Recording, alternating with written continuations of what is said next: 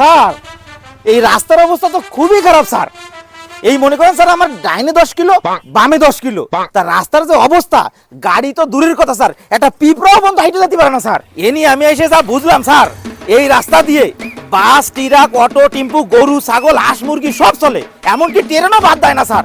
Sir এই রাস্তা করতে গেলে কমপক্ষে আপনার 50 কোটি টাকা বাজেট করতে হবে, তা নাহলে স্যার এই রাস্তা করা সম্ভব না স্যার। আর আমারে দিলি হয় আমি করতে পারবো, তা নাহলে স্যার আমার বাদ দিয়ে দিতে হবে, আমি পারবো না করতে। জি স্যার, জি স্যার, জি স্যার, হ্যাঁ জি জি জি স্যার, আমি কাজ এখনই শুরু করতেছি স্যার। জি স্যার, জি স্যার, জি স্যার। হ্যাঁ এই শোনো, ও হ্যাঁ ঠিক আছে ঠিক আছে, যে রাস্তা তাতে আর কত দূর যাবে। এই ঠিক আছে শোনো, এই রাস্তার কাজ পাইছি 50 কোটি টাকার কাজ, এখন 1 কোটি টাকার কাজ করতে হবে। কেন স্যার, কন্ট্যাক্ট পাইছি 50 কোটি টাকা?